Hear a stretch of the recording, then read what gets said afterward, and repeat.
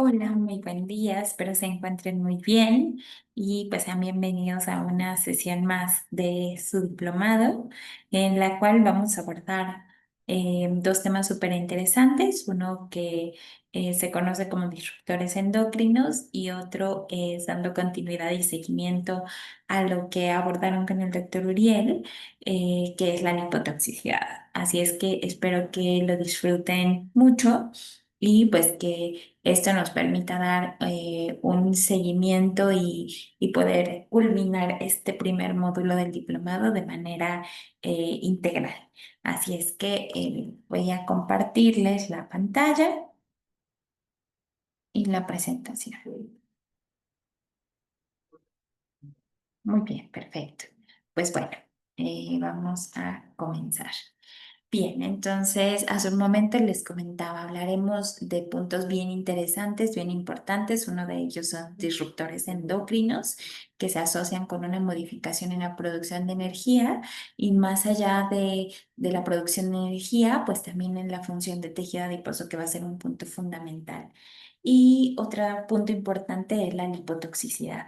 Es una respuesta eh, asociada a una movilización de ácidos grasos y que pues de igual forma resulta importante identificarla porque puede tener un vínculo con múltiples patologías que pues hoy representan un problema de salud pública como lo es el sobrepeso, la obesidad o incluso diabetes, síndrome metabólico y enfermedades cardiovasculares, por supuesto. Así es que deseo que disfruten mucho la sesión. Y bueno, pues vamos a comenzar.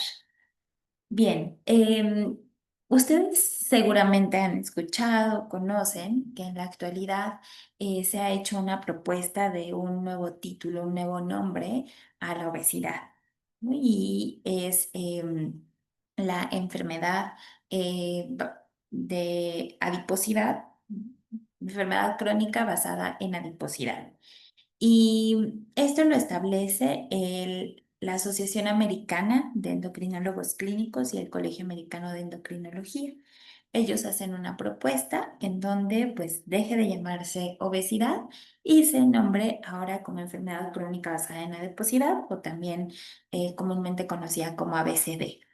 Em, y pues esto es bien importante porque nos abre un panorama, nos permite abrir un espacio de reflexión en donde seamos muy críticos para poder determinar que ya no solamente nuestro enfoque en evaluación debe estar basado en un porcentaje de grasa o en una cantidad de grasa corporal, sino ir mucho más allá. Es decir, es importante el poder analizar la cantidad, por supuesto, identificar cuál es el porcentaje de grasa que presenta nuestro paciente, pero también la distribución, cómo está distribuida esa grasa corporal.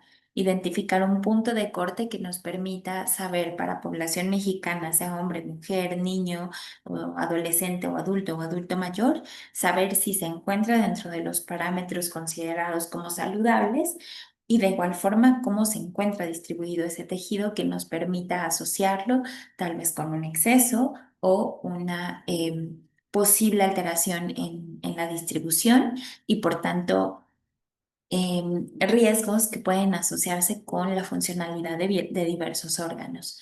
Pero otro de los puntos más importantes que nos comparten en este momento es pues evaluar la funcionalidad. Incluso hay algunas propuestas en donde se establecen que hay pacientes que pueden tener una cantidad o una distribución que sería considerable saludable para la población, sin embargo, podrían presentar disfunción del tejido adiposo. Y eso pues conduce a una serie de alteraciones eh, a corto y a largo plazo que modifican no solamente la funcionalidad del tejido adiposo, sino de muchas otras células y por tanto aumentarían el riesgo de desarrollo de diversas patologías en conjunto. Entonces, pues eso nos permite analizar la importancia de estudiar la función del tejido adiposo, estudiar la función de cada una de nuestras células para poder discriminar cuáles pueden ser las alteraciones, pero también la etiología asociada a esa adiposidad y bueno, de esta manera el poder favorecer un proceso de prevención y tratamiento lo más adecuado posible. Y es así, bueno, que entonces ahora se le ha llamado a un conjunto de patologías asociadas con una disfunción del tejido adiposo como una adiposopatía. Entonces, las adiposopatías representan ese conjunto de patologías que pueden asociarse o relacionarse con una alteración tanto en la función como en la morfología, como en las características del propio tejido adiposo. De igual forma, pues esto nos habla eh, que es importante mantener una evaluación en el contexto de nuestro paciente, es decir, que tengamos un contexto, un análisis de el ambiente físico, cultural, económico, social, que esté involucrado con el desarrollo de la patología, pero no solamente eso, sino también considerar cuáles son las complicaciones con las cuales se enfrenta el paciente, pero de igual forma el estadio de la enfermedad en la cual está expuesto. Y para ello, pues de igual forma, nos permiten o nos incitan a la reflexión de analizar cómo es el proceso de adipogénesis, cómo se lleva a cabo la síntesis de diversas hormonas como por ejemplo lo son las adiposinas. Pero de igual forma, cómo se lleva a cabo la función específica y la función de esos tejidos, huesos adipocitos maduros, es decir, la función metabólica, la función bioquímica, la función hormonal, que estén asociados a su correcta homeostasis. Y es así, entonces, como de esta manera, pues podemos mencionar que existen ciertas sustancias encontradas en el medio ambiente que pueden favorecer la ganancia de peso y que esta alteración puede asociarse a un cambio en el equilibrio, un cambio en la homeostasis del tejido adiposo. Estas moléculas, estas sustancias, estos componentes son los que conocemos como disruptores endocrinos obesogénicos y estoy segura que los han escuchado. Estos disruptores, como hace un momento mencionaba, van a ser moléculas que podemos encontrar habitualmente en el ambiente, ¿no? Ahorita vamos a platicar algunas de ellas, por ejemplo, moléculas de pequeño tamaño molecular o pequeño peso molecular, pero de igual forma son moléculas que podemos encontrar, por ejemplo, en algunos elementos, utensilios que habitualmente usamos para comer, por ejemplo, algunos platos, tazas, cafeteras, etcétera, pero de igual forma son moléculas que podemos encontrar en nuestra dieta. Y particularmente lo que hacen estas sustancias es favorecer la ganancia de peso, pero el origen de todo es por una alteración en la respuesta bioquímica molecular del tejido adiposo. Es decir, la exposición a estas sustancias genera que exista una disrupción en las vías metabólicas asociadas a tejido adiposo, particularmente en el proceso de adipogénesis, en el proceso de formación de nuevas células adiposas, pero de igual forma una modificación en toda la expresión de la maquinaria génica o genética que tiene el adipocito. Esto hace pues que todos esos componentes asociados a la expresión de genes sean modificados. Y por supuesto, recordemos que el tejido adiposo tiene una función nata importante como acumulador de energía, particularmente a partir de triglicéridos. Y pues de igual forma existe una alteración en esa acumulación de triglicéridos que hace que el metabolismo de lípidos se vea comprometido. Y pues bueno, esto nos va a conducir a un conjunto de alteraciones, un conjunto de modificaciones, tanto bioquímicas como moleculares, como genéticas, eh, que inducen una serie de cascadas de estrés en el adipocito. Una de las más importantes, pues, es que modifica, ¿no?, la capacidad de acumulación de triglicéridos, es decir, induce a una respuesta lipolítica, hay una lipólisis, ya lo platicaré más adelante, pero esto genera que em, los triglicéridos que se encuentran dentro del adipocito se empiecen a hidrolizar, salgan del adipocito y de igual forma pues se pueda generar una lipotoxicidad concomitante, ¿no? O secundaria, es decir, que esos lípidos puedan dirigirse hacia otros órganos y esos órganos sufren un daño tóxico mediado por los lípidos, por los propios ácidos grasos.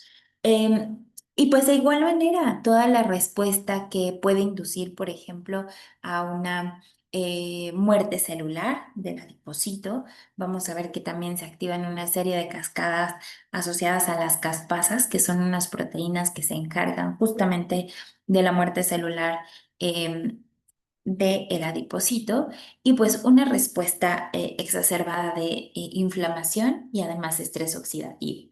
Entonces, los disruptores endocrinos obesogénicos tienen diversos mecanismos asociados. Uno de los más importantes, pues, es la modificación del tamaño del adipocito. Se ha asociado que estos disruptores pueden inducir que los adipocitos tomen características celulares muy particulares, como que tengan una mayor capacidad de almacenamiento de lípidos, se vuelvan unos adipocitos hipertróficos más grandes.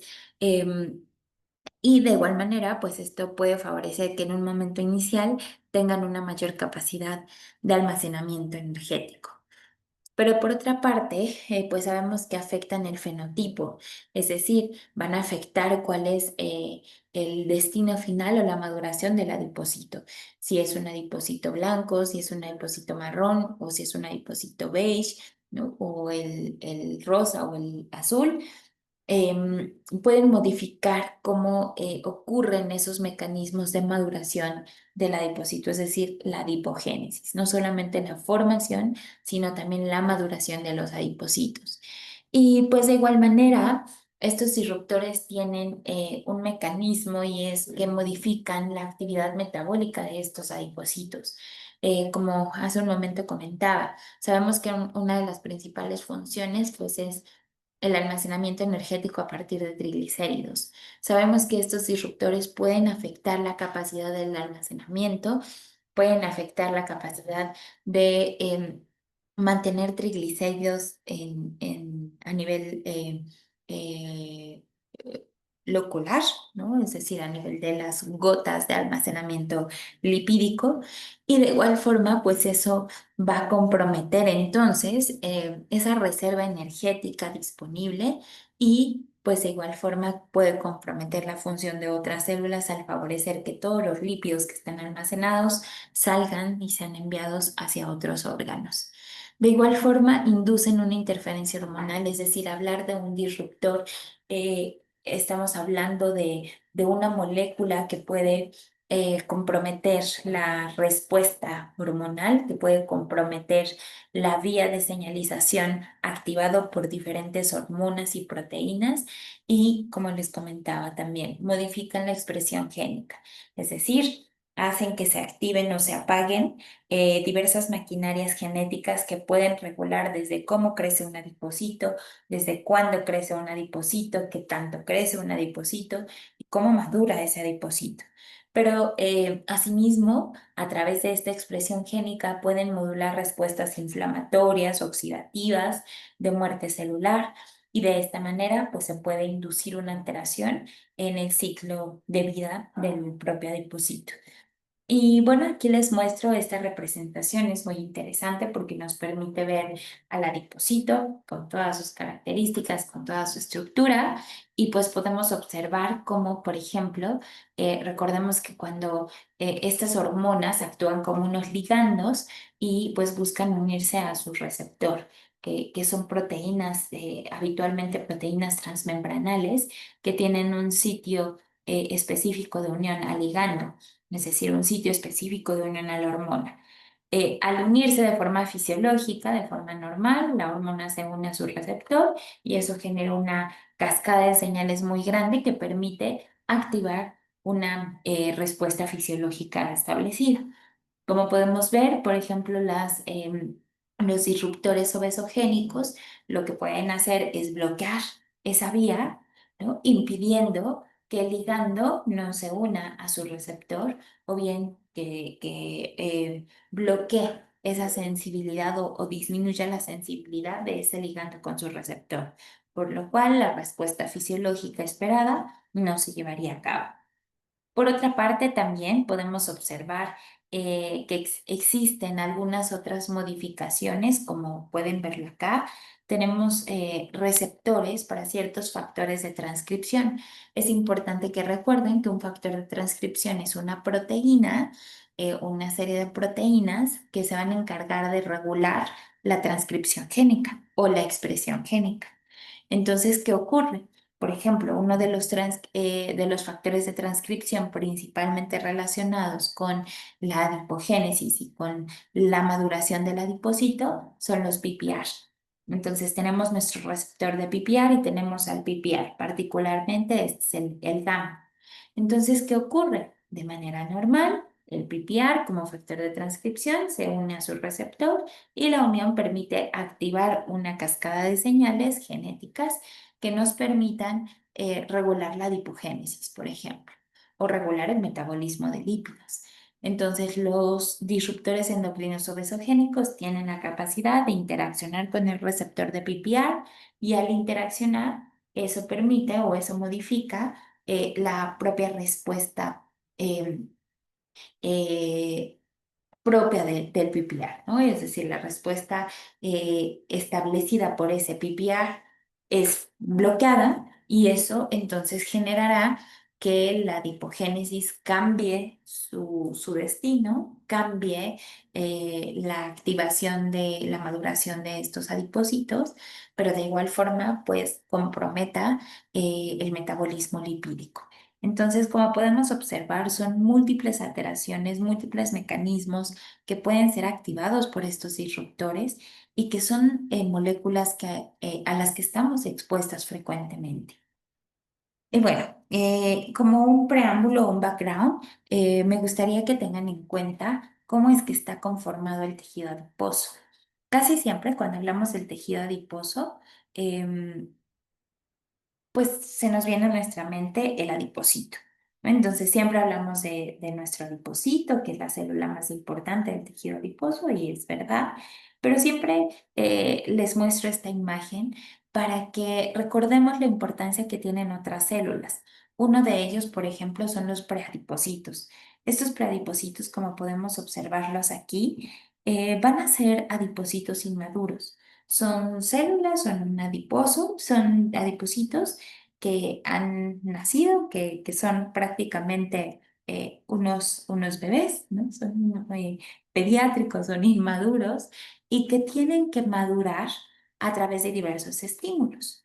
Ese proceso de maduración va a permitir entonces que el tejido adiposo adquiera las características particulares y que adquiera también sus funciones, cuáles son las capacidades que puede tener, etcétera. Y en esa maduración, por ejemplo, recuerden que puede tener una maduración hacia un tejido adiposo beige, por ejemplo, un tejido adiposo blanco. Recuerden que, por ejemplo, el blanco y el beige tienen el mismo linaje celular, es decir, provienen de la misma célula madre, a comparación con el tejido adiposo pardo. Y esto es algo de lo que se puede regular a través de estas vías de adipogénesis. Si yo tengo dos células que provienen del mismo linaje, pues a través de estos estímulos del ambiente puedo inducir que se vayan hacia una o hacia otro tipo celular. Entonces, esos pradipósitos son sumamente importantes para definir, por ejemplo, el riesgo de obesidad que puede tener un niño. Es decir, ¿a qué me refiero? Si nosotros tenemos un niño al que frecuentemente exponemos con dietas muy altas en fructosa, con dietas altas en calorías, con dietas altas en ácidos grasos trans, a baja cantidad de ejercicio, a disruptores endocrinos obesogénicos ambientales, etcétera, que todos en conjunto se han reconocido como disruptores obesogénicos, pueden modificar la respuesta de la adipogénesis, pueden modificar la capacidad en cómo madura ese adipocito. y pueden conducir a que esa maduración eh, tienda más hacia el tejido adiposo blanco que, por ejemplo, el tejido adiposo pardo, ¿no? O el tejido adiposo beige. Y eso pues comprometería no solamente el porcentaje de grasa que tiene el paciente, pero sino también comprometería funciones metabólicas, funciones bioquímicas que pues aumentarían el riesgo para desarrollar alguna enfermedad. Entonces, por ello se ha visto que es sumamente importante que cuidemos los estímulos dietéticos ambientales en el paciente pediátrico para evitar que induzca un aumento en esta adipogénesis y que favorezca pues una disrupción metabólica importante que represente un riesgo de morbimortalidad. De igual forma, en conjunto con estas células, pues tenemos diversas células del sistema inmunológico. Como pueden observar aquí, tenemos macrófagos, tenemos pericitos, tenemos células endoteliales, tenemos eosinófilos, neutrófilos, etcétera. Eh, y estas células del sistema inmune van a representar factores sumamente importantes para regular esta funcionalidad, para regular la respuesta tanto hormonal como respuesta bioquímica. Y de igual forma se ha identificado que los macrófagos representan un segundo tipo celular de gran importancia en nuestro tejido adiposo. Ahora, aquí les muestro un poco acerca de cómo ocurre este proceso de adipogénesis. Lo he hablado mucho, pero es importante que identifiquemos en qué consiste esta adipogénesis. La adipogénesis, pues la podemos definir como aquel proceso en el cual se lleva a cabo la formación de adipocitos y la maduración de estos. Como pueden observar, aquí tenemos, por ejemplo, un precursor mesenquimal. em, y este pues va a tener un proceso de transformación hacia un preadipocito. Posteriormente el preadipocito va a diferenciarse obteniendo de esta manera un preadipocito en una fase de diferenciación temprana y posteriormente tiene un proceso de diferenciación relacionada a la maduración en donde ya el adipocito adquiere características, adquiere un fenotipo totalmente maduro. Como pueden observar, en cada una de las fases vamos a tener diferentes elementos que nos van a permitir activar o inhibir esta vía. Gran parte de estos elementos, como lo pueden observar aquí, por ejemplo, este PDGFR alfa, PDGRF beta, alfa-SMA, etcétera, muchos otros indicadores, van a tener la capacidad de inducir, apagar o encender cada una de estas fases. Y esto pues entonces va a regular el proceso de adipogénesis. Eso va a regular que se lleve a cabo de manera normal, de manera eh, paulatina y de manera ordenada y organizada esta maduración.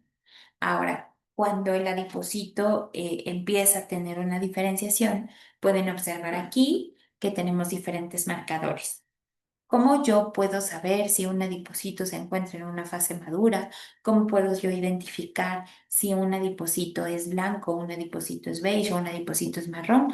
A través de marcadores moleculares, como por ejemplo un marcador de que un adipocito es maduro, adiponectina, leptina, adiposina, resistina, aumentina, etcétera, bisfastina. Por proteína perlipina 1, también es un marcador muy clásico de un adipocito maduro. Y por ejemplo, un adipocito en diferenciación temprana, podemos utilizar otros marcadores como PPR, como IBP, como GLUT4, como AP2, que van a ser marcadores moleculares que son únicos, son específicos y que son expresados por esta célula de manera particular en esa etapa. Entonces, también puede ser una muy buena alternativa para que nosotros podamos identificar las propias características de estos adipocitos. Y bueno, es así como entonces diversos disruptores endocrinos pueden impactar y pueden participar o pueden modificar la respuesta adipogénica en algún cierto momento. Y eso es importante considerarlo. Bueno, cuando hablamos de disruptores endocrinos, existen muchísimos disruptores asociados.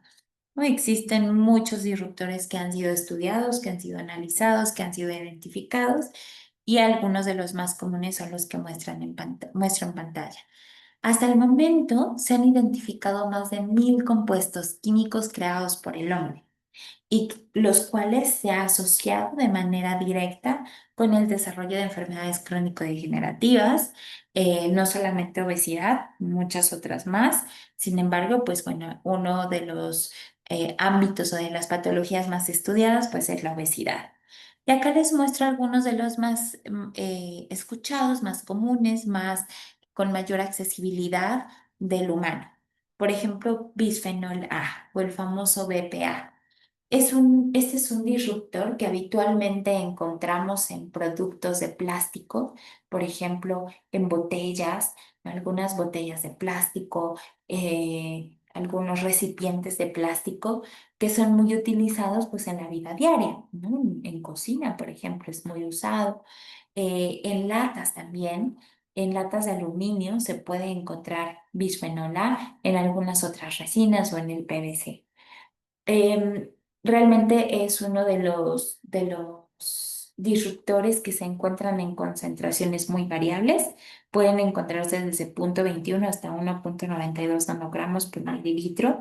Y bueno, hay una dosis permitida que se ha asociado con una dosis segura, es decir, que no genera un daño o un compromiso en la salud del individuo. De igual forma, tenemos otro que se llama butilparabeno. Seguramente han escuchado mucho acerca hablar de los parabenos, que también reciben el nombre de BUP. Estos BUP se pueden encontrar a través de diversos elementos, como por ejemplo algunos fármacos, algunos cereales.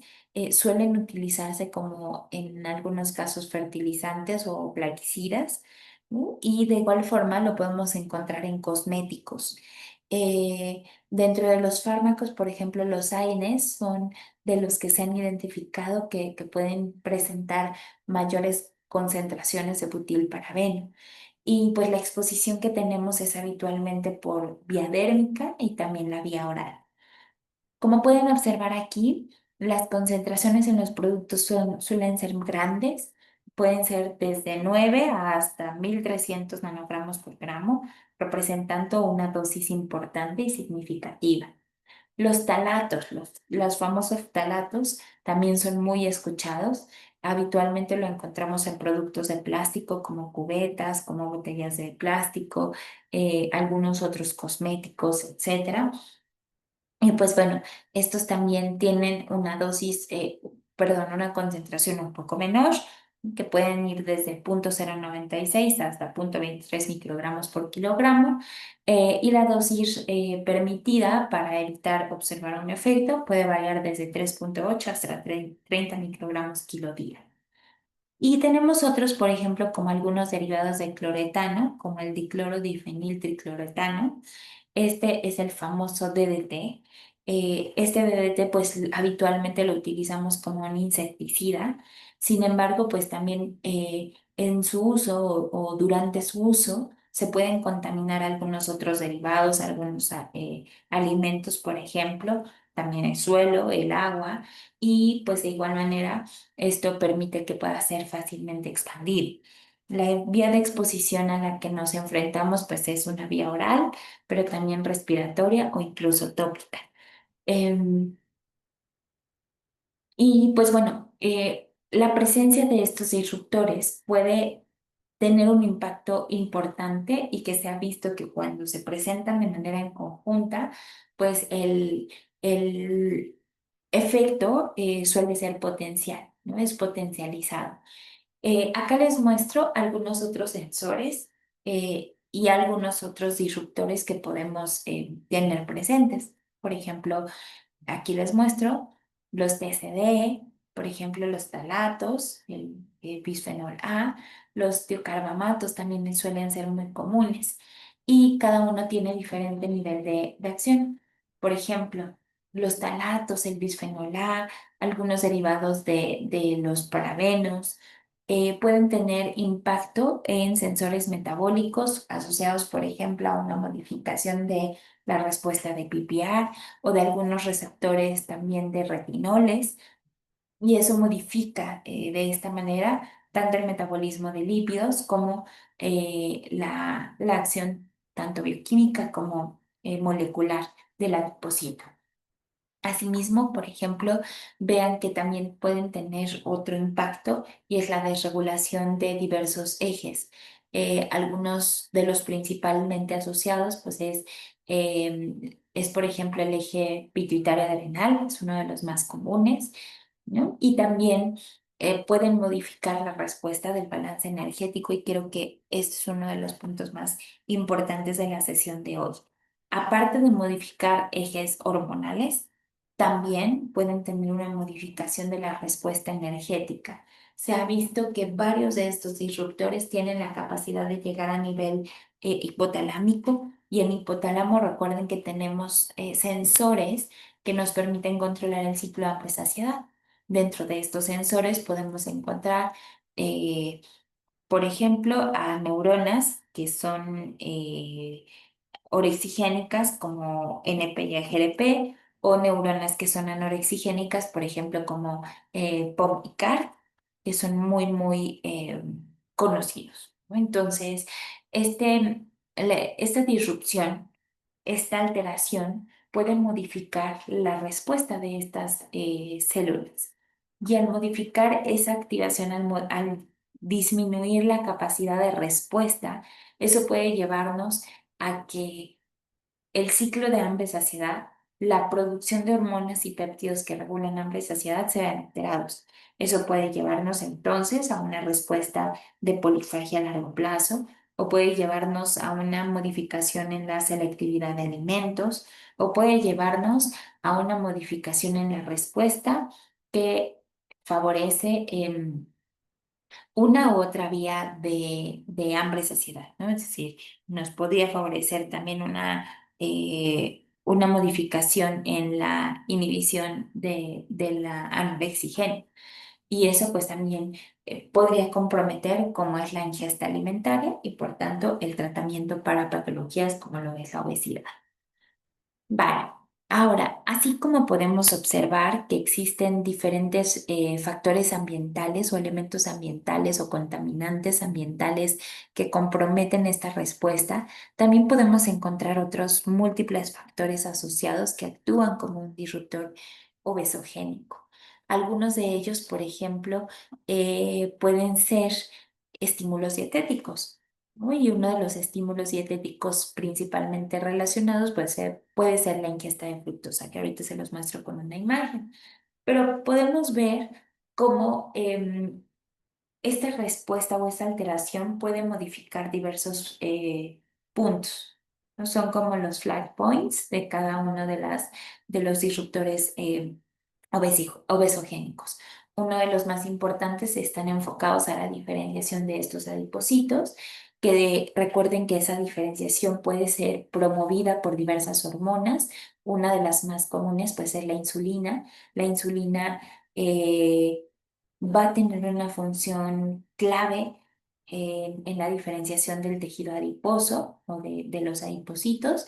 Por ejemplo, otra hormona, otro péptido bien importante es el factor de crecimiento similar a la insulina tipo 1 e incluso glucocorticoides. Pero asimismo, vean todas las otras hormonas y citocinas que pueden participar en su regulación, como por ejemplo la adiponectina, por ejemplo la leptina, la resistina, las bisoastinas, es decir, todas las adiposinas. Y de igual forma, pues dependiendo cada una de estas adiposinas, va a generarse una respuesta pro o antiinflamatoria o pro o antioxidativa, ¿no? O antioxidante, que eso pues en gran medida va a definir cómo sea la función del tejido adiposo tanto a corto como a largo plazo. Y esto pues de igual forma se asocia con cómo es la capacidad del tejido adiposo para mantener una cierta sensibilidad a la insulina.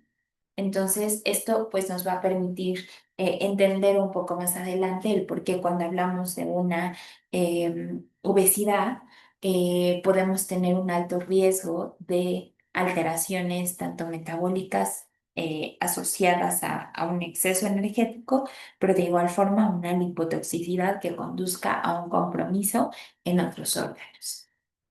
Vale, les decía hace un momento que existen diferentes estímulos dietéticos que pueden asociarse a esta disrupción endocrina y una de las más importantes y que actualmente pues representan puntos álgidos para tomar en cuenta, para estar muy atentos y para tomar medidas, pues son los altos niveles de exposición que estamos teniendo a fructosa.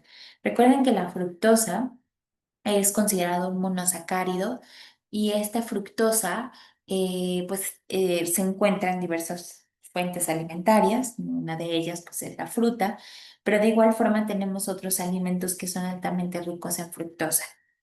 Principalmente los alimentos industrializados pues se caracterizan porque pueden estar adicionados o pueden tener como uno de los ingredientes jarabe de maíz de alta fructosa.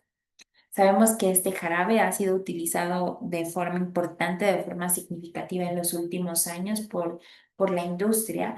Sabemos que este jarabe pues se obtiene del maíz. Eso hace que pueda, que sea una fuente barata, ¿no? Una fuente más económica que la sacarosa, que es el azúcar de mesa. Y de igual forma tiene un poder endulzante, un poder de dulzor mucho más alto que la sacarosa.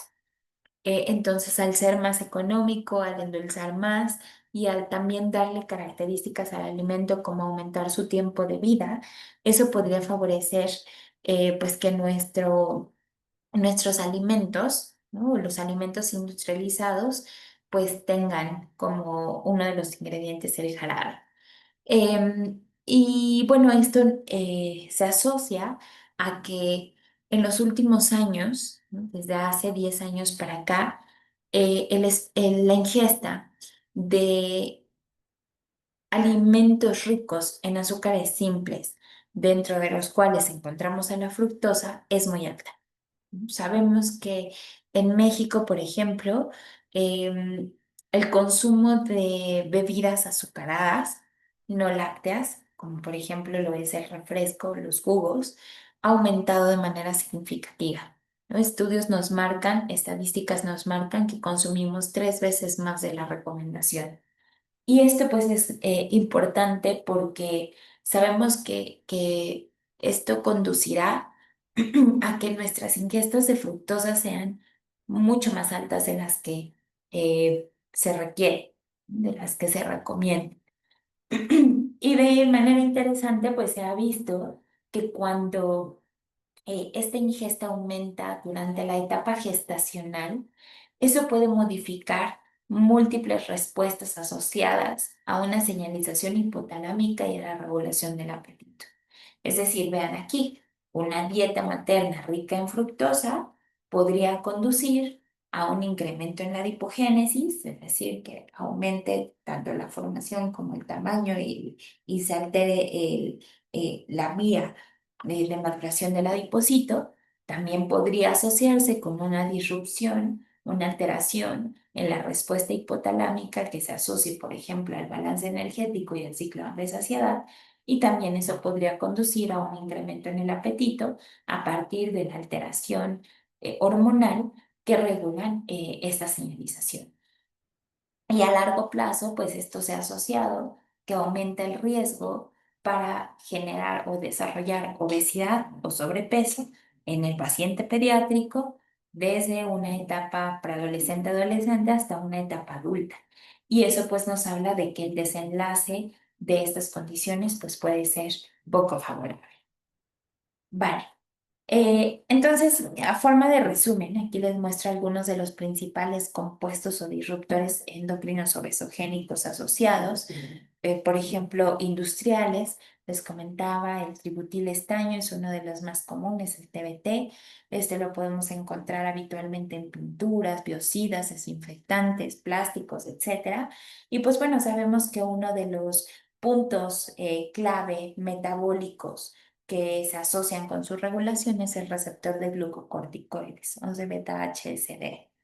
Entonces, se identifica que al exponernos frecuentemente al TBT, pues modifica la respuesta del receptor de glucocorticoides. Y eso, por supuesto, se asocia con una alteración en el metabolismo de hidratos, lípidos y proteínas, y por tanto en la producción energética. Ambientales, como hace un momento lo platiqué, tanto bisfenol A hasta los nonifenoles, hasta los parabenos, los ditiocarbamatos, en donde sabemos que el punto clave de acción metabólico es el eje hipotálamo, hipófisis tiroides, eje hipotálamo, hipófisis adrenal, y de igual forma varios ejes en donde se asocia la participación de hormonas peptídicas de diversos tipos. Fármacos. También existen algunos fármacos que se asocian como disruptores endocrinos, por ejemplo, los inhibidores selectivos de recaptación de serotonina, algunos antidepresivos tricíclicos, las tiazolinedionas también es muy común verlo, y el dietilestilbestrol, el DES. Em, Estos fármacos se han identificado que como punto metabólico clave es a partir de los efectos neuroendocrinos que pueden generar y por tanto su asociación con los mecanismos de hambre-saciedad. Y finalmente, pues algunos otros compuestos nutricionales. Hace un momento platicábamos acerca de la fructosa, pero también, por ejemplo, los fitoestrógenos, las isoflavonas, los lignanos, los comestranos. Por ejemplo, la glicirricina también es muy comúnmente escuchada, el paludul, por ejemplo. Se ha identificado que son componentes nutricionales que pueden actuar como disruptores endocrinos obesogénicos y que, bueno, el metabolic set point está asociado con hormonas peptídicas y también con el eje hipotálamo y hipófisis adrenal. Vale, aquí les muestro un artículo, un estudio está sumamente interesante que nos permite identificar cuáles son los diferentes compuestos o disruptores obesogénicos y la enfermedad asociada. Uno de los más importantes, pues, tenemos bisfenol A, también debido a la distribución que existe en diversos compuestos, elementos o materiales que utilizamos diariamente. Y pues bueno, como pueden observar, está altamente relacionado con obesidad, diabetes tipo 2 y enfermedades hepáticas asociadas a alteraciones metabólicas. Por ejemplo, los ftalatos vemos que también se asocian ampliamente con obesidad, diabetes y una disrupción también lipídica. Vemos que, por ejemplo, la contaminación ambiental se asocia en su mayoría a diabetes, enfermedades hepáticas asociadas a alteraciones metabólicas, pero también un poco con obesidad. Benzopirena, por ejemplo, se ha asociado que tiene un poco más de relación con enfermedades hepáticas y no tanto con obesidad. Pero también tenemos algunas otras moléculas que a veces no mencionamos tanto, pero que tienen una amplia relación, como por ejemplo el tributilin. Este también es una de las moléculas que falta más estudio comparada, por ejemplo, con el bisfenol A, pero que los estudios que existen han mostrado que tienen una estrecha relación con enfermedades crónico-degenerativas. Entonces, bueno, eso es importante considerarlo para tener presente cuál es ese vínculo que nos permite ir asociándolo con patologías. Vale, quiero mostrarles estas imágenes, están súper bonitas porque nos permite identificar la relación que tiene ya de forma más mecanística, ya de forma más asociada con cuál es el proceso por el cual generan esa alteración en el tejido adiposo. Entonces quiero mostrarles, aquí tenemos un tejido adiposo marrón. Recuerden que este tejido va a ser el principalmente encargado, asociado o el responsable de inducir este, de inducir la termogénesis, por ejemplo. También es un tejido adiposo que tiene, se llama una característica multilocular. Eso significa que tiene múltiples vesículas, como las observan aquí, de almacenamiento de lípidos, de almacenamiento de triglicéridos. Al tener muchas mitocondrias y que esas mitocondrias suelen ser grandes, suelen ser muy funcionales, puede tener la capacidad de oxidar, es decir, producir energía, de favorecer un gasto energético mayor y también, pues bueno, al tener una proteína que se llama UCP1, es que puede favorecer la termogénesis, ¿no? Que produzca más energía. Entonces, en resumen, el tejido adiposo marrón es un tejido adiposo que produce una buena cantidad de energía, es muy termogénico. De igual forma, es un tipo de tejido adiposo que permite llevar a cabo una producción de energía, gasta energía también, y pues de igual manera almacenar lípidos, pero en menor cantidad. Entonces, quiero mostrarles cuáles son los efectos que se pueden asociar como besogénicos tras la exposición a ciertos contaminantes ambientales, como lo es el caso de DDT. Em, Como pueden identificar aquí, cuando nosotros nos exponemos de manera crónica o de manera aguda en dosis muy elevadas a estos contaminantes, ¿qué es lo que puede pasar? Por una parte, puede modificar la expresión génica, es decir, disminuye la expresión de diversos genes, como por ejemplo genes asociados a proteínas termogénicas, por ejemplo, genes asociados a transportadores de sustratos y, por ejemplo, genes asociados a la utilización o uso de sustratos. Esto entonces, ¿cómo se ve reflejado? Entonces, esto modificaría, por ejemplo, que aumente la expresión de un gen que conocemos como twist. Eso inhibe a la expresión de un gen que conocemos como PPR gamma, DIO2, UCP1. De igual forma, disminuye la expresión del gen que codifica para GLUT4, disminuye la expresión de un gen CPT2 y también disminuye otros genes como por ejemplo PNPLA y LPL o la lipoproteína lipasa, por ejemplo. Esto entonces se va a asociar a que se modifique la respuesta termogénica. Eso va a hacer que si no se expresan genes, que si se apagó la maquinaria genética, no haya una correcta producción de proteínas que participan en la termogénesis. No haya una correcta síntesis de transportadores de sustratos. No haya una correcta utilización de sustratos. ¿Esto a qué nos va a llevar? A que el adipocito se vuelva menos termogénico, que gaste menos energía y por tanto que almacene más triglicéridos. Adicionalmente, por ejemplo, la exposición crónica induce una respuesta proinflamatoria. Esto permite que se activen vías moleculares, como por ejemplo la mediada por NF-kappa beta, por TNF-alfa. De igual forma, disminuye la síntesis de receptores de otras hormonas que van a hacer que de esta manera, pues en conjunto, el adipocito se vuelva menos funcional. Y a su vez, pues vean, todo esto, ambos mecanismos se pueden asociar con resistencia a la insulina. Entonces sabemos que la exposición a estos disruptores disminuye la expresión de proteínas que se asocian a la termogénesis, al transporte y al uso de sustratos energéticos. Adicionalmente, sabemos que esto aumenta la producción de citocinas proinflamatorias y además altera la sensibilidad de la insulina, el metabolismo de lípidos y el gasto energético en reposo. Es así como entonces podemos hacer una asociación entre eh, entre disruptores endocrinos obesogénicos y la alteración en el metabolismo energético. Por otra parte, quiero mostrarles qué pasa con la exposición de partículas de bajo peso molecular, que son partículas que habitualmente se encuentran en el ambiente, a los cuales estamos expuestos al hablar de un aire que está contaminado, al hablar de un medio ambiente contaminado. Y bueno, como pueden observar acá, vean, nuevamente tenemos al tejido adiposo marrón. Se ha visto que la exposición a estos contaminantes ambientales aumenta en la producción de citocinas proinflamatorias, TNF-alfa, interleucina 6.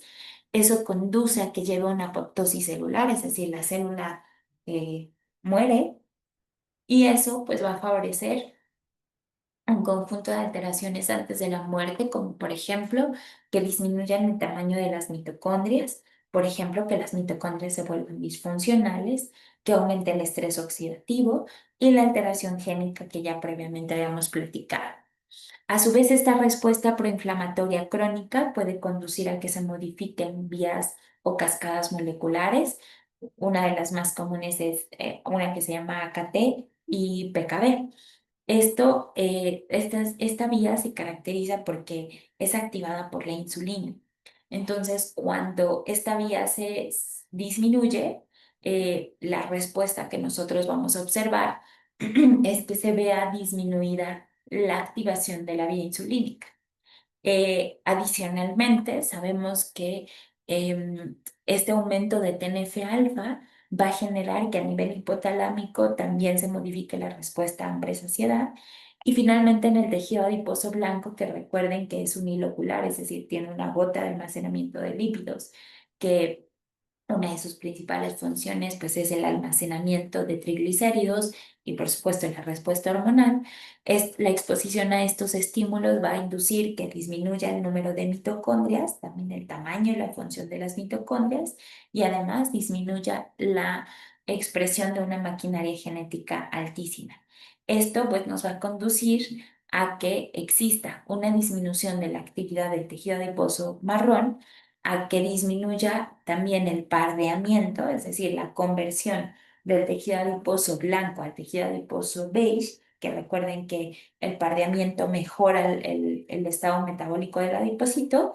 Eso comprometería el pardeamiento, por tanto, comprometería mejorar la función metabólica y en conjunto, pues se puede asociar con resistencia a la insulina y la termogénesis. Entonces, podemos concluir con esta diapositiva que la exposición a estos disruptores endocrinos incrementan el número y el tamaño de los adipocitos, pero adicionalmente alteran la regulación endocrina, el comportamiento hormonal del tejido adiposo y además pueden modificar la actividad del tejido adiposo blanco, la actividad del tejido adiposo pardo, y eso se asocia con un aumento del riesgo de resistencia a la insulina y la disminución de la termogénesis, haciendo entonces que el tejido adiposo se vuelva o comprometa su funcionalidad. Muy bien. Ahora, ¿qué conocemos? Esto ya hemos visto un poco acerca de la asociación con obesidad, pero ¿qué conocemos acerca de salud cardiovascular? Pues les puedo decir que también existen diferentes disruptores obesogénicos o disruptores endocrinos que pueden alterar el metabolismo energético y comprometer la salud cardiovascular de nuestro paciente. Es importante que recordemos que las enfermedades cerebrovasculares son de las primeras causas de hospitalización y muerte en la mayor parte del mundo. Sabemos que a partir del siglo XX se han observado efectos que asocian la contaminación atmosférica con un aumento en la mortalidad cardiovascular. Por tanto, sabemos que esto pues no solamente está determinado por nuestra composición génica, nuestra carga en el genoma humano, sino también por los ambientes, perdón, los factores ambientales a los cuales nos exponemos día con día. Fíjense que en el año 2000 empiezan a surgir estudios multicéntricos, principalmente en Estados Unidos, en donde encuentran relación, por ejemplo, en la presencia de mercurio y plomo, que también son considerados como disruptores endocrinos, con riesgo de infarto al miocardio y mortalidad cardiovascular. Lo que entonces pues, nos permite poner también un enfoque muy particular en esta área, que bueno, ahora la han llamado como cardiología ambiental. Entonces, la cardiología ambiental es una ciencia multidisciplinaria que busca estudiar cómo es que las exposiciones ambientales a estos disruptores contribuyen al desarrollo de enfermedades cardiovasculares. Y a partir de ello, a partir de la identificación de cuáles son esos componentes, esos mecanismos de acción, esas relaciones, se puedan proponer algunas medidas que nos permitan tanto proteger como prevenir, como tratar enfermedades cardiovasculares ya identificadas.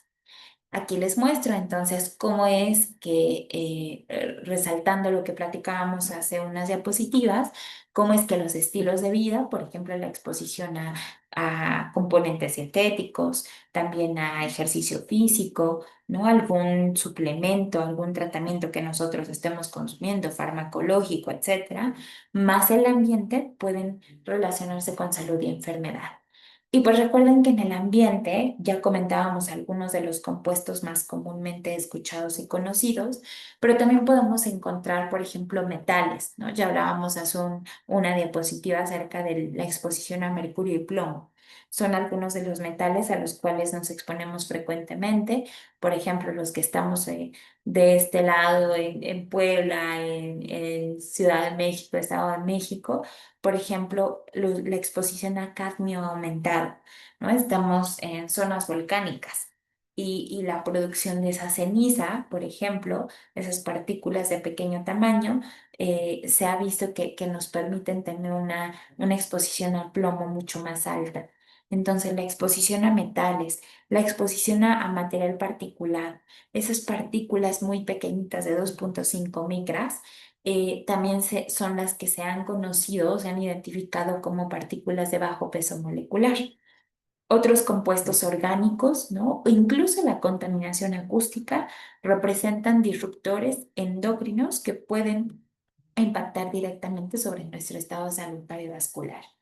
Y bueno, esto es importante porque sabemos que representan factores de riesgo prevenibles. Nosotros podemos prevenir el exponernos a metales, bueno, tal vez a material particulado, a partículas de bajo peso molecular. Es difícil porque pues nos exponemos al ambiente todos los días. A lo mejor el uso de un cubrebocas puede ayudarnos a reducir la exposición a esas partículas, pero sí, por ejemplo, a la exposición de compuestos orgánicos o, por ejemplo, a la contaminación acústica se puede prevenir. Sabemos que la contaminación atmosférica, adicionalmente, es el cuarto factor de riesgo de mortalidad. Es decir, en primer lugar se ha visto hipertensión arterial, segundo, tabaco, tercero, riesgos dietéticos y el cuarto, contaminación atmosférica. Sabemos también que la mitad de las muertes de las enfermedades cardiovasculares son causadas por contaminación atmosférica. Además, en nuestro país desafortunadamente no existe un estudio que nos permita identificar cuál es el costo sanitario por la contaminación atmosférica, pero en España se ha propuesto que es aproximadamente de 3.500 millones de euros al año. Entonces, imagínense lo que implica. Y pues también se ha visto que las personas que se exponen a contaminación atmosférica de origen antropogénico tienen una pérdida de vida de 1,7 años aproximadamente. Entonces, pues esto nos habla de la importancia de analizar un poco más a detalle cuáles son esos disruptores, a qué nos estamos enfrentando y pues proponer como equipos multidisciplinarios algunas medidas que nos permitan prevenir y proteger ante estas condiciones. Bueno, quiero mostrarles estas imágenes, también son muy interesantes, que nos hablan de cómo es la perspectiva a lo largo de la vida acerca de la exposición que tenemos a contaminantes atmosféricos y por tanto el desarrollo de enfermedades cardiovasculares. Entonces vemos aquí, tenemos por ejemplo la contaminación del medio ambiente, tenemos diferentes fuentes de contaminación en donde se ha visto que lo que decíamos hace un ratito, cuando en la etapa gestacional la madre se expone a estos contaminantes, pues aumenta el riesgo de que en la etapa temprana adulta se desarrollen diversas patologías asociadas, como lo son enfermedades cardiovasculares, también obesidad, diabetes, pero de igual forma algunas otras enfermedades, como por ejemplo enfermedades respiratorias que en conjunto con la epigenética o los cambios a nivel genético, a nivel genómico, expuestos por un factor ambiental, pueden contribuir a este desarrollo. Y como podemos ver, quiero que vean aquí, tenemos diferentes etapas de la vida niño, joven, adulto joven y adulto mayor, y el riesgo de enfermedades cardiovasculares. Si nos damos cuenta, por ejemplo, en niños, vemos que a mayor exposición a contaminantes ambientales hay mayor riesgo de enfermedades cardiovasculares. ¿No? Y vemos que a lo largo de la vida, pues nos vamos exponiendo a una cantidad mucho más alta de estos contaminantes, lo que implica pues un mayor riesgo cardiovascular y por tanto pues un llamado, ¿no? De una invitación a buscar disminuir esta exposición del riesgo. Muy bien. De igual forma, les comparto este artículo. Este artículo también es sumamente interesante porque aquí podemos identificar cuáles son algunos de los principales contaminantes a los que nos enfrentamos, cuál es la regulación primaria y secundaria, la duración y la cantidad o la dosis que se recomienda de exposición, ¿no? Entonces, em, esto pues nos permite identificar, por ejemplo, partículas de bajo peso molecular de 2,5 micras. Vemos que el nivel que recomienda en Estados Unidos, por ejemplo, es de 12 microgramos por metro cúbico de manera anual, ¿no? Mientras que la OMS, por ejemplo, hace una recomendación a partir de 5 microgramos, que son de los más expuestos. Por ejemplo, óxido de nitrógeno también es uno de los contaminantes a lo que nos exponemos frecuentemente y pues la recomendación de seguridad es una exposición de 10 microgramos metro cúbico anual. Monóxido de carbono, por ejemplo, se recomienda que la dosis de seguridad es de 4 miligramos metro cúbico por 24 horas. Entonces, también es importante mencionarlo porque existen dosis seguras, ¿no? Es decir, es muy difícil que no nos expongamos a un disruptor endocrino, ¿no? Sí nos exponemos. Sin embargo, hay dosis seguras con las cuales se han asociado con respuestas protectoras. Vale. Mecanismos fisiopatológicos asociados, en este caso para enfermedades cardiovasculares, hay varias. Uno de ellos, aquí se los muestro con la imagen, uno de ellos, por ejemplo, es vasoconstricción de arterial aguda. Otro de ellos es a través de la respuesta inflamatoria sistémica, principalmente mediado por TNF-alfa, interferón gamma. También tiene otro mecanismo que es trombogenicidad, aumenta respuesta oxidativa y también se ha visto que la exposición a estos contaminantes ambientales induce disfunción endotelial y autonómica. Y esto pues se asocia entonces con múltiples patologías como cardiopatía isquémica, como insuficiencia cardíaca congestiva, como infarto agudo al miocardio, como arritmias ventriculares, como trombosis aguda, ictus, hipertensión arterial y muchas otras más. Entonces, si nos damos cuenta, dentro de los mecanismos asociados suelen ser muy similares entre uno y otro, ¿no? Los obesogénicos y los que se asocian con enfermedades cardiovasculares. Y acá les voy mostrando las vías, ¿no? Podemos observar, es una representación muy bonita porque nos permite ver cuáles son las fuentes de diferentes contaminantes ambientales, la exposición a estas partículas de bajo peso molecular y vean todas las alteraciones que puede generar en diversos órganos. Vean, existen diferentes vías, por ejemplo, tenemos una vía que lo clasifican como la vía 1, la vía 1A se asocia a un incremento de la respuesta inflamatoria, ¿no? Principalmente a través de respuesta infiltrativa y de una modificación en la expresión de genes que inducen una mayor producción de citocinas proinflamatorias, como lo es la vía de NF-kappa delta. De igual forma, la vía 1B, por ejemplo, que es la respuesta que se genera de manera secundaria a la exposición de citocinas proinflamatorias, como por ejemplo lo es la oxidación de lipoproteínas o lo es la peroxidación lipídica. Y la vía 1C, que se asocia con mediadores hemodinámicos. Por ejemplo, en este caso se ha visto que aumenta la actividad de algunas proteínas como lo es ET1 y AT2, que se pueden asociar con otras alteraciones como por ejemplo lo es una disfunción vascular. Y en conjunto, pues eso se asocia a un estado de estrés oxidativo, una inflamación a nivel de vía respiratoria, ¿no? Y que a su vez se puede asociar con una segunda vía. Esto es debido a que esta segunda vía también modifica la unión a metales, ¿no?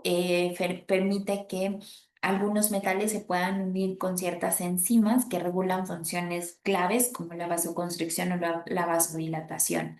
Esto en conjunto pues nos conduce a alteraciones sistémicas circulatorias. Tenemos una tercera vía que es la vía oral.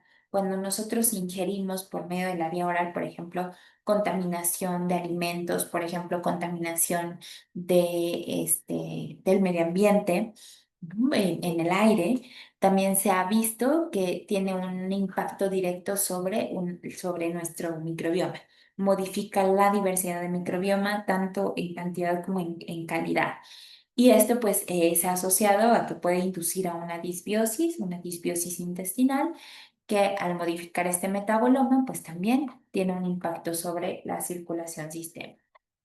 Y de igual manera tenemos finalmente una vía 4. Esta vía 4 es a partir de una modificación tras la exposición a estas partículas de ejes neurohormonales, ¿no? Y que esto pues conduce también a una modificación, un aumento de la producción de hormonas adrenales, la vía adrenal, y de igual forma un aumento del balance autonómico. Esto, pues, se ha asociado, por ejemplo, a que, un simple ejemplo, aumente las concentraciones de cortisol y eso también modifique la respuesta sistémica, que en conjunto, a su vez, pues vemos que puede generar múltiples riesgos, como por ejemplo una disfunción endotelial, que aumente presión arterial, aumenta también un riesgo de lipotoxicidad que conduzca a enfermedad renal, obesidad, enfermedad hepática asociada a disfunción metabólica, dislipidemia, pero también inestabilidad de la placa ateromatosa, dado que ya esté, caso que ya esté presente. Y bueno, de esta forma entonces podemos ir resumiendo. La respuesta inflamatoria es bien importante debido a que hay una asociación directa entre eventos isquémicos, arritmias e insuficiencia cardíaca con la exposición, por ejemplo, a dióxido de azufre en el paciente, ¿no? Que también se ha visto que puede ser muy común. También otro de los mecanismos asociados son la formación de placas coronarias. Hay una asociación muy estrecha entre la génesis y la vulnerabilidad que tiene la placa ateromatosa con la exposición a partículas de bajo peso molecular, ¿no? Entonces se ha visto que cuando nos exponemos a estas partículas, pues hay una mayor actividad leucocitaria, hay leucopoiesis y pues riesgo de eventos cardiovasculares. También estrés oxidativo. Se ha visto que existe una asociación estrecha entre la exposición a estas partículas de bajo peso con un aumento de ácido tiobarbitúrico. Este ácido se caracteriza porque es un marcador de peroxidación lipídica. Recuerden que este proceso de peroxidación significa que los lípidos, principalmente los lípidos de membrana, interaccionan con peróxidos y se peroxidan, ¿no? Es decir, los lípidos suelen peroxidarse y se vuelven disfuncionales. Al haber peroxidación lipídica, la membrana pierde estabilidad. Esas membranas suelen romperse y por tanto la célula muere y genera pues múltiples daños, ¿no? Entonces, se ha asociado que cuando nos exponemos a estas partículas de bajo peso molecular, podemos activar múltiples mecanismos como por ejemplo daño endotelial, alteraciones estructurales de vasos sanguíneos, por ejemplo, y también pues que haya un infiltrado proinflamatorio y que las mitocondrias se vuelvan más pequeñas y se vuelvan disfuncionales. También se ha asociado con disfunción autonómica. Hay una estrecha relación entre exposición a plomo con arritmias y bueno, gran parte de ello se ha asociado a que modifican la respuesta protectora ante efectos tóxicos como lo es un metal y de igual forma modifican la respuesta de diversas enzimas como por ejemplo lo es la calmodulina y también por ejemplo la óxido nítrico sintasa, ¿no? Favoreciendo que no se produzca óxido nítrico y por tanto modifique la respuesta de vasoconstricción y vasodilatación. Trombosis también se ha visto que hay una estrecha asociación entre gases ambientales y trombosis. Dentro de los principales mecanismos asociados está una mayor activación plaquetaria, una reducción de la fibrinólisis, cambios en la vía intrínseca de la coagulación y por tanto un mayor riesgo coronario. Vale, aquí les muestro, por ejemplo, algunos estudios que han hecho acerca de los contaminantes ambientales con factores de riesgo cardiovascular, en este caso para hipertensión. Les muestro diferentes estudios en donde vean, hay poblaciones muy grandes, poblaciones desde 130 pacientes hasta poblaciones que pueden llegar a 1.200 hasta 43.000 pacientes en diferentes rangos de edad. Y se ha visto interesantemente que, por ejemplo, la exposición a estos estímulos contaminantes o disruptores pueden conducir a un incremento, por ejemplo, de la presión arterial sistólica, de igual forma, aumento del riesgo para hipertensión. Se han asociado de manera positiva también a un aumento en lípidos séricos y pues por ende a un riesgo de dislipidemia. Entonces, por ejemplo, vean cuántos estudios han identificado una asociación positiva con aumento de presión arterial y con hipertensión arterial.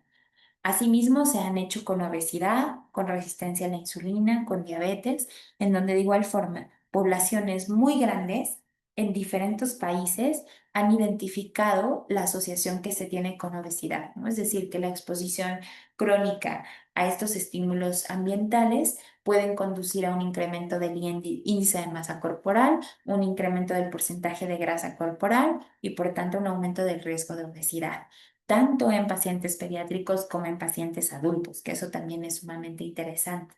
Adicionalmente, hay estudios en donde han mostrado que la exposición a largo plazo también puede conducir a un aumento en los niveles de leptina y una disminución de los niveles de adiponectina. Y eso pues también puede asociarse, recuerden, no solamente a modificar la respuesta de hambre y saciedad, sino también a una mayor respuesta proinflamatoria, prooxidativa y bueno, que incluso se ha utilizado como un indicador de funcionalidad de tejido adiposo. Y asimismo, pues también hemos visto algunas otras respuestas, como por ejemplo resistencia a la insulina y diabetes.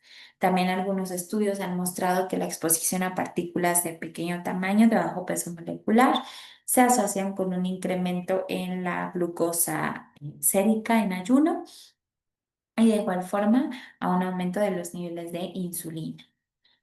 Por supuesto, no podemos dejar a un lado dislipidemia y aterosclerosis. También hay múltiples estudios en donde han mostrado que la exposición a largo plazo de partículas tanto de pequeño como de tamaño un poco más grande pueden asociarse con un aumento de triglicéridos séricos, hipertrigliceridemia, un aumento en las concentraciones de apolipoproteína B y de igual forma una disminución de HDL colesterol. Asimismo, estudios han mostrado que la exposición a estos contaminantes a largo plazo pueden aumentar el riesgo para la formación de placas ateromatosas y la inestabilidad de la placa que aumente el riesgo de infartos agudos. Y por supuesto también se ha asociado con arritmias. Estudios han mostrado que la exposición principalmente de partículas de bajo peso molecular de 2,5 micras tienen una relación positiva con arritmias cardíacas. Y bueno, tal vez entonces con esto podemos decir, ya sabemos cuál es la problemática. Ahora, ¿cómo podemos nosotros contribuir a resolver esta problemática? Existen múltiples estrategias. Aquí les muestro algunas de las estrategias ambientales que se han propuesto para mejorar la salud cardiovascular y la salud metabólica. Dentro de ellas, pues tenemos tres puntos, tres mecanismos o tres sí, puntos de acción. Uno de ellos es mediado por salud pública. Ya hay algunos programas y algunas normas, ¿no? Algunas legislaciones en donde buscan disminuir la contaminación de aire, agua, alimentos, etcétera. También, por ejemplo, la creación de espacios peatonales, de carriles de bicis, ¿no? O las ciclovías, la creación de espacios verdes o de zonas que tengan bajas emisiones de gases. También, por ejemplo, el reducir el consumo de combustibles fósiles, de controlar el cambio climático o incluso potenciar energías renovables, se han utilizado como medios o como propuestas de salud pública para disminuir este riesgo. También medidas preventivas como por ejemplo el uso de cubrebocas, el uso de filtros de aire que permita disminuir la exposición a estos contaminantes ambientales. De igual forma, el monitoreo, identificar frecuentemente las concentraciones de contaminantes, por ejemplo, en el agua, en los alimentos, o incluso utilizar biomarcadores clínicos que nos permitan saber, pues, cómo se encuentra la salud metabólica del paciente. Evitar entornos, por ejemplo, con contaminación y de igual forma, pues, por ejemplo, emitir avisos sobre la calidad de aire, de agua, intervenciones nutricionales que permitan asegurar un estado nutricional adecuado del paciente y que, pues, logre ayudarnos a disminuir el impacto que pueden tener también algunos disruptores dietéticos en la salud metabólica del paciente. Y bueno, finalmente el control de todos los factores de riesgo cardiovascular eh, para mantener claro la salud metabólica del paciente. Em, bueno, así como les comentaba, una de las estrategias que nos hablan del control es la identificación de biomarcadores. Existen algunos biomarcadores que ya han sido recomendados tener presentes durante nuestra evaluación habitual en el paciente y son estos tres, son metales. Tenemos, por ejemplo, el arsénico, el cadmio y el plomo. Se recomienda que estos metales se puedan medir principalmente en sangre o en orina y que a partir de ello identifiquemos cómo se encuentra esa concentración en el paciente. Entonces, aquí les muestro, por ejemplo, los niveles de referencia del arsénico en orina es de 10 microgramos litro. Por ejemplo, el nivel de referencia del cadmio en sangre es de 1 microgramo litro. Y, por ejemplo, del plomo es de 3,5 microgramos por decilitro. Esto nos va a permitir de manera muy particular, pues, el prevenir el desarrollo de alguna complicación asociada a exposición de metales, ¿no? Entonces, estos ya se pueden utilizar en la práctica clínica. Sería muy interesante que lo hagamos y bueno, a veces no es tan común que se haga un análisis a través de estos biomarcadores. Entonces, están validados, ¿no? El problema a lo mejor también es identificar algún sitio, algún laboratorio en donde puedan hacer la medición, pero bueno, gran parte de ellos necesitan equipos muy, muy sofisticados, ¿no? O muy, tal vez difíciles de conseguir. Que es espectrometría de masas, es la forma en cómo se mide la concentración de este metal. Pero bueno, muchos laboratorios también cuentan con este equipo, lo que podría facilitar su determinación como biomarcador. Y bueno, en conjunto les muestro en parte de resumen, en forma de resumen, cómo a través de la creación de diferentes espacios, como por ejemplo zonas verdes, como por ejemplo el trabajar en diseños de espacios que nos permitan disminuir la exposición a contaminantes ambientales o incluso el transporte, y de igual forma que a partir de cambios en el medio ambiente, de cambios en el estilo de vida y conductuales y cambios de los factores psicosociales, pues pueden ayudarnos a disminuir estos factores de riesgo, tanto cardiovascular como vasogénico. Que a su vez, con el uso de diversos biomarcadores en nuestra evaluación rutinaria, pues nos permitan a impedir que lleguemos al desarrollo de enfermedades cardiovasculares. Eso es bien importante.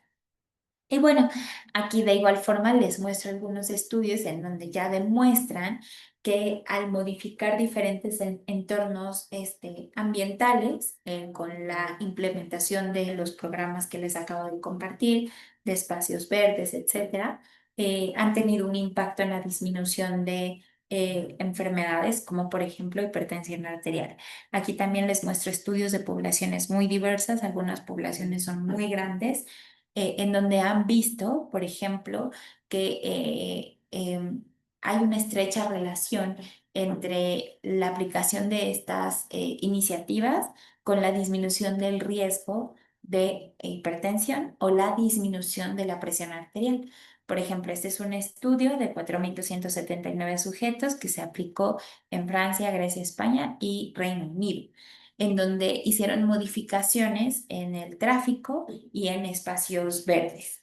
Y se asoció que las personas presentaban una disminución en la presión arterial cuando se enfrentaban a condiciones de tráfico más bajitas, ¿no? O más espacios verdes.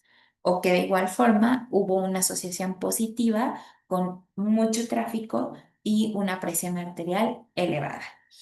De igual forma, por ejemplo, se ha identificado algunos otros efectos importantes, como por ejemplo la disminución de presión arterial sistólica y diastólica, simplemente con el hecho de trabajar en un ambiente más tranquilo, ¿no? Y también asociado a naturaleza, ¿no? Entonces, eso también se ha visto que puede tener un alto impacto. Entonces, considero que esto nos marca un espacio de reflexión en donde nos permite analizar cuáles son aquellos disruptores endocrinos a los que nuestros pacientes se enfrentan y hacer propuestas o alternativas que nos permitan pues disminuir ese riesgo que induzca una disrupción metabólica.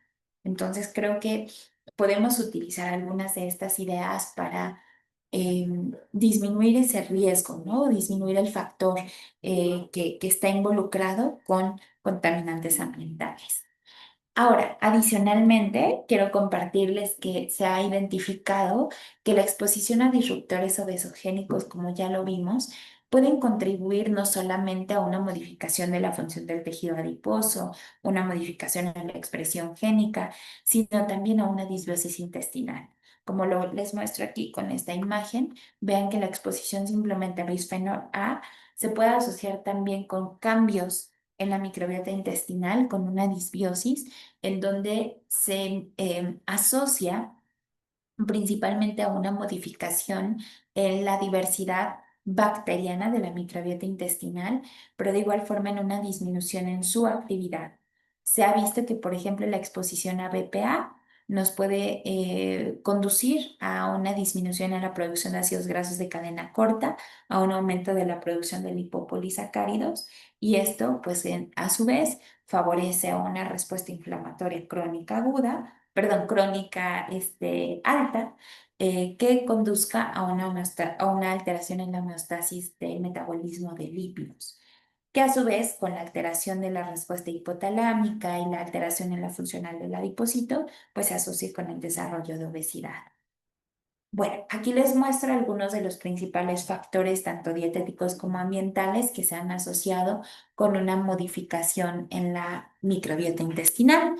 Por ejemplo, la exposición a fructosa, como lo habíamos visto, tanto en el aporte por frutas, verduras o incluso alimentos industrializados que tienen un alto contenido de fructosa, pueden aumentar la permeabilidad intestinal. Y esto se puede asociar con un aumento de la producción de endotoxinas que inducen una respuesta inflamatoria crónica intestinal. Asimismo, edulcorantes no calóricos, por ejemplo, acesulfame, aspartame, sacarina, sucralosa, se ha asociado con un aumento en la síntesis de lipopolisacáridos y también una disminución en la abundancia de algunas especies. Y algunos géneros bacterianos, ¿no? Entonces se ha visto, por ejemplo, que la exposición a edulcorantes no calóricos disminuye la abundancia de Clostridium y también de Akkermansia muciniferum. Por ejemplo, un plaguicida que es también muy conocido, que es el clorpirifos, es un pesticida que habitualmente se utiliza durante la conservación de frutas y verduras. Se ha visto que cuando nos exponemos frecuentemente a este plaguicida, incrementa Streptococcus, incrementa Ruminiclostridium, incrementa, por ejemplo, Parasutherella, pero también disminuye algunos otros como por ejemplo Clostridium. En conjunto, por ejemplo, con algunos fungicidas o algunos conservadores industriales como el carbendazim, puede incrementar, por ejemplo, la absorción de lípidos y la inflamación. Y también suele disminuir, por ejemplo, bacteroidetes y puede incrementar la abundancia de actinobacterias. La exposición de cadmio, que ya previamente lo habíamos comentado, también se ha visto que, por ejemplo, disminuye la diversidad de algunas bacterias como Lactobacillus y también pues, puede favorecer una mayor predisposición para acumulación de grasa corporal y por tanto representaría un riesgo de obesidad.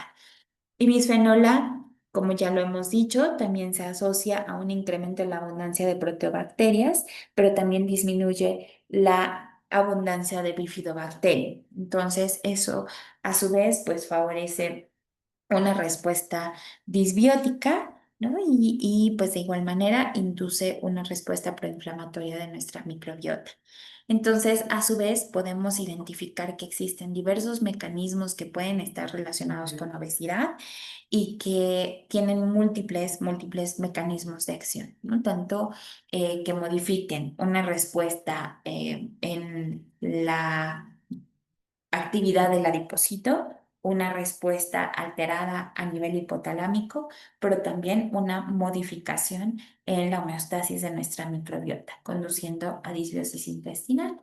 Existen múltiples modificaciones que pueden estar asociadas a ello, como factores adicionales a esos cambios ambientales que habíamos visto, algunas modificaciones dietéticas, por ejemplo, modulación de nuestra microbiota intestinal, ejercicio y actividad física, farmacoterapia de igual forma, o incluso alimentos funcionales, ¿no? Y aquí es donde ya también pues toma una gran fuerza el uso de diversos bióticos, tanto prebióticos como probióticos y posbióticos, que representan una terapia coadyuvante ante la disbiosis generada por una exposición a disruptores endocrino-metabólicos.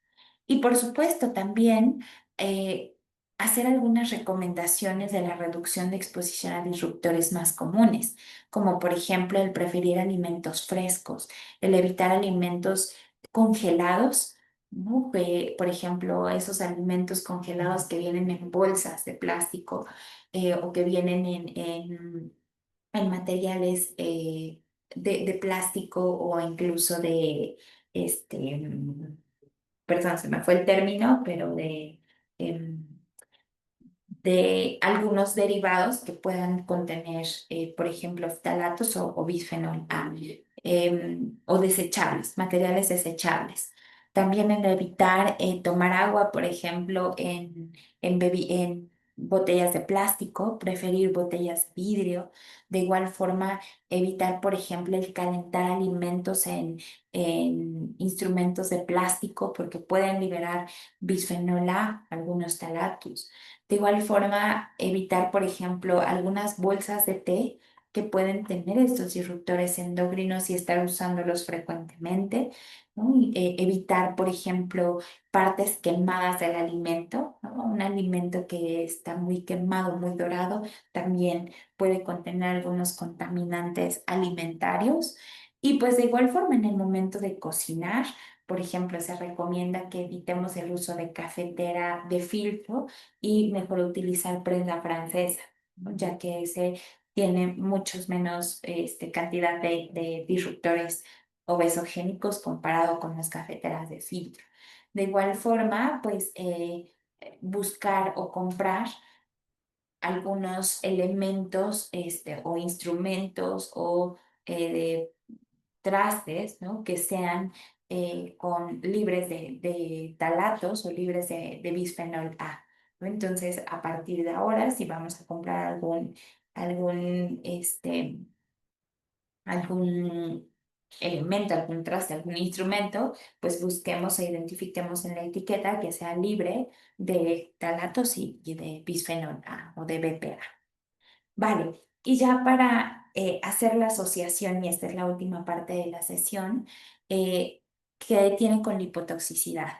Em, Todo esto que hemos platicado, pues nos ha llevado o nos conduce a alteraciones en la funcionalidad celular, ¿no? Alteraciones de diversos tipos. Y uno de los mecanismos que hemos mencionado muy frecuentemente es una alteración en la función del tejido adiposo. Y recordemos, decíamos que el tejido adiposo es una célula por excelencia de almacenamiento de lípidos. Entonces, hay riesgo de que se genere una respuesta lipotóxica. ¿Qué significa? Cuando hablamos de lipotoxicidad, hablamos de un fenómeno que se caracteriza por un aumento de ácidos grasos. Este aumento entonces va a generar la activación de diferentes vías metabólicas que pueden conducir a que se desacople el metabolismo celular, que se activen cascadas de señalización que inician la muerte celular de nuestras células, es decir, una apoptosis, pero que adicionalmente pues llevan a una falla en la función del órgano del que estamos hablando. Aquí les muestro un diagrama muy interesante, muy sencillo, en donde podemos identificar cómo el tejido adiposo puede sufrir una lipólisis. Esto lleva a que se movilicen ácidos grasos libres. Estos ácidos grasos libres pueden dirigirse hacia músculo, páncreas, hígado o cualquier otro órgano. Y eso va a generar que, por ejemplo, el músculo haya una mayor oxidación de ácidos grasos libres, haya una mayor utilización de glucosa y genere hiperglucemia, que además pueda conducir a una resistencia a la insulina muscular. Por ejemplo, en páncreas, la llegada de estos ácidos grasos, ¿no?, en mayor cantidad pueden generar una respuesta lipotóxica en páncreas, em, que genere que la célula beta pancreática se vuelva disfuncional y por tanto aumente la resistencia a la insulina. Y también a nivel hepático, ¿no? También se ha visto que la llegada de exceso de lípidos a hígado puede generar una respuesta proinflamatoria prooxidativa que aumenta el riesgo también de una enfermedad hepática por origen metabólico. Bueno, recordemos de forma muy general para tener en cuenta que cuando hablamos de obesidad, vemos que hay un conjunto de alteraciones, ¿no? Sabemos que es una enfermedad sistémica, una enfermedad metabólica, pero también es una enfermedad inflamatoria crónica. Sabemos que hay un mayor riesgo de morbimortalidad. Sabemos que hay un exceso de grasa corporal, tejido adiposo. No profundizo mucho en eso porque lo van a ver más adelante en su siguiente módulo. Pero sí quiero que tengan en cuenta, por ejemplo, vean, aquí les hago la comparativa de un tejido adiposo de un paciente aparentemente sano, de un paciente que no tiene obesidad, y aquí les muestro el tejido adiposo de un paciente que presenta obesidad. Si se dan cuenta, en el paciente sano, en el que no tiene obesidad, vean, tenemos macrófagos M2, ¿no?, en su mayoría con los adipocitos en su tamaño y en cantidad normal. Cuando empezamos a aumentar nuestro exceso de energía, cuando hay más triglicéridos por almacenar, pues nuestros adipocitos empiezan a aumentar en tamaño y en cantidad, ¿no? Hay hipertrofia, hiperplasia. Esto va a hacer que el estroma, la capa más externa del adipocito, sufra daño. Hay un daño estromal. Ese daño estromal activa una respuesta inflamatoria, activa una respuesta de auxilio, ¿no?, de las células inmunes. Entonces los macrófagos cambian de macrófagos M2 a macrófagos M1. Y este cambio de macrófagos M1 hace que estos M1 se vuelvan o sean células proinflamatorias, ¿no? Entonces hay más producción de citocinas proinflamatorias, pero algo de lo más importante es que esto va a generar que exista una infiltración de células del sistema inmune, mastocitos, células dendríticas, células espumosas, células de NK, y que los macrófagos M1 empiecen a rodear a este adipocito que sufrió daño. Esto nos va a llevar a disfunción del tejido adiposo, ¿no? Esto nos lleva a un perfil secretor perturbado, nos lleva a una respuesta inflamatoria crónica y, por tanto, alteraciones metabólicas. Pero adicionalmente es bien importante que recordemos que, como la mayoría de nuestras células, el adipocito tiene capacidad de hipertrofia y de hiperplasia, ¿no? Hipertrofia, aumento del volumen, aumento del tamaño, sin modificar número; hiperplasia, aumento del número de células. Entonces, ¿qué es lo que ocurre? Al generar esta hipertrofia, decíamos que nuestro adipocito sufre un daño en su capa externa, un daño estromal. Y pues bueno, interesantemente se ha identificado que esta hipertrofia suele ser más abundante en adultos jóvenes y adultos mayores, ¿vale? Nosotros como adultos mayores, perdón, como adultos jóvenes y los adultos mayores tienen mayor capacidad de hipertrofia que de hiperplasia. A comparación, por ejemplo, estudios genéticos han visto que pacientes pediátricos y adolescentes suelen tener mayor capacidad de hiperplasia que hipertrofia. ¿Vale? Entonces, quiero que vean aquí esta imagen, nos permite entender muy cercanamente, ¿no? ¿Qué es lo que puede ocurrir? ¿Cuáles son aquellas alteraciones asociadas? Vean, aquí tenemos el adipocito, ¿no? Este adipocito puede sufrir hiperplasia, es decir, que aumenta en número, pero al no aumentar en tamaño, eso no genera ese daño estromal, lo que permite que la función del adipocito se mantenga normalizada. Pero ¿qué pasa cuando hay una hipertrofia? Al haber una hipertrofia, al haber ese aumento en el tamaño del adipocito, hay un daño estromal, les comentaba, esta capita externa se lesiona y al lesionarse eso genera un conjunto de alteraciones. ¿Cuáles son esas alteraciones? Esa infiltración de células del sistema inmune que les comentaba, pero además eso hace que disminuya la sensibilidad a la insulina. Eso hace que haya más estrés. Eso hace que haya más toxinas intracelulares. Eso aumenta las especies reactivas de oxígeno. Eso aumenta la autofagia.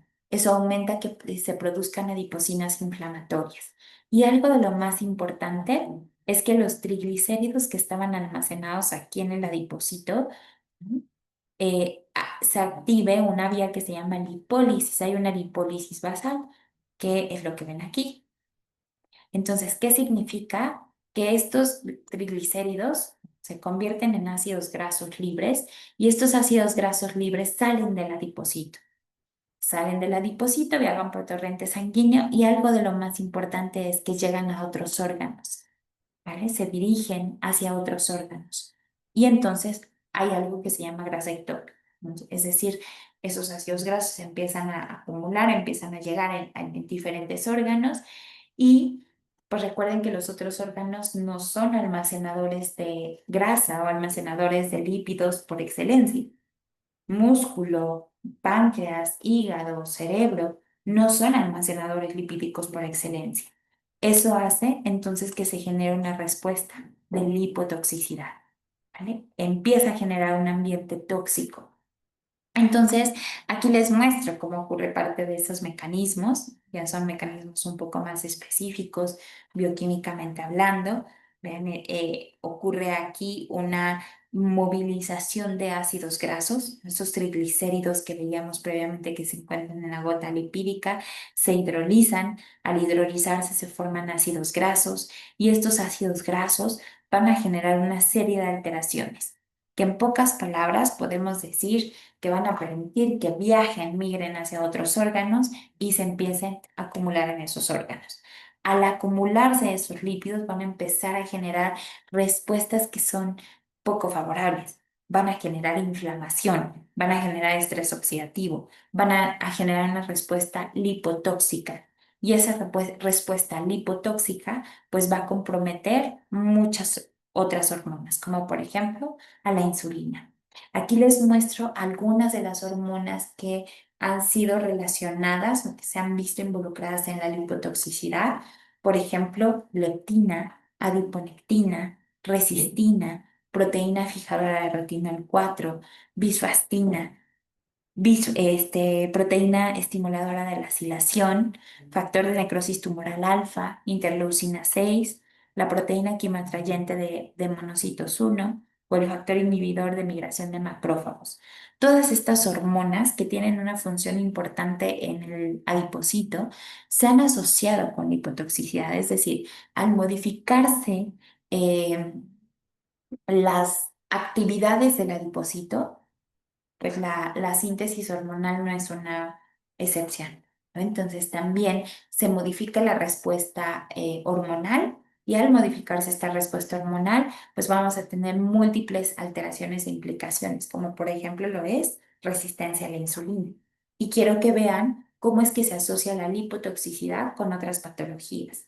Vean aquí. Por ejemplo, al generarse este límite de expansión, al salir estos triglicéridos o al haber un daño estromal, eso va a generar que haya la liberación de esos ácidos grasos, que se movilicen, que se dirijan hacia otros órganos, que activen una respuesta proinflamatoria, que modifiquen la respuesta hormonal, que haya también una mayor cantidad de triglicéridos, que estos se dirijan a diferentes órganos y por tanto se asocian con una respuesta tóxica mediada por lípidos, ¿no? Una respuesta poco favorable. ¿Cuáles son algunas de las enfermedades que se han asociado con lipotoxicidad? Resistencia a la insulina. Entonces, muchos pacientes, por ejemplo, seguramente nos ha tocado atender con obesidad sarcopénica.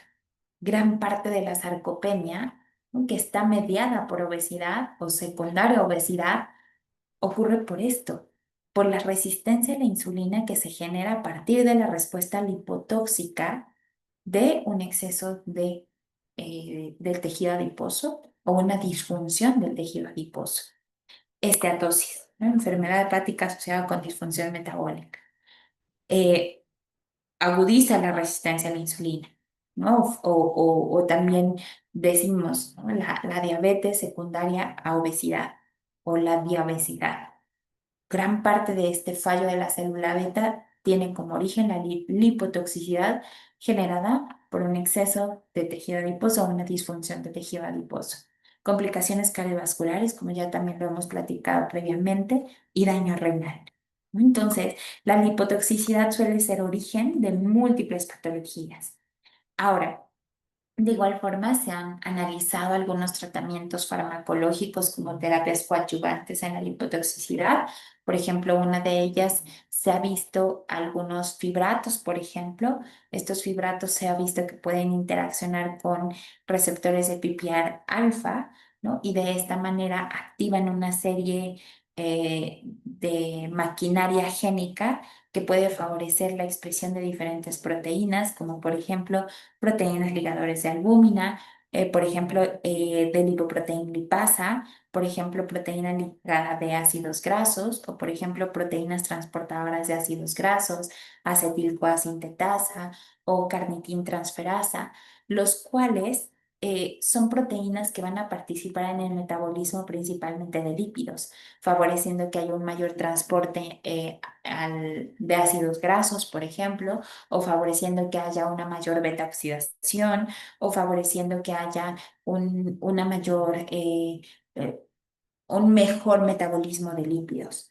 Y de esa manera, pues nos puede ayudar a hacer frente ante respuestas lipotóxicas. Igualmente se ha hablado de las teazolinedionas. eh, Sin embargo, pues bueno, todavía es importante considerar que representan un tratamiento coadyuvante, ¿no? Es fundamental que a través de tratamiento nutricional, a través de ejercicio físico, a través de una buena calidad de sueño y a través de tratamientos farmacológicos y coadyuvantes, pues nos permitan hacer frente a esta respuesta lipotóxica. Y bueno, también esto lo van a ver en sus próximos módulos. Eh, bueno, pues con esto finalizo la clase. Espero haberles podido transmitir un poco de la importancia que tienen estos disruptores endocrinos más importantes a los cuales nos enfrentamos día a día, cuáles son algunas de las posibles estrategias que podemos utilizar y pues de igual forma, cómo es importante hacer frente a esta respuesta lipotóxica. Considero que es fundamental que estemos preparados para ello, que podamos adquirir algunas de estas recomendaciones que he platicado el día de hoy en nuestra práctica clínica y que nos permita, pues en conjunto con todas las estrategias que utilizamos, tanto nutricionales como farmacológicas, como un tratamiento integral, el lograr el éxito en nuestro paciente. Así es que les comparto mis datos, cualquier duda, comentario, por favor, háganmelo llegar a través de este medio. Pues muchas gracias, espero que hayan disfrutado la sesión y nos vemos muy pronto en su próxima clase. Un saludo.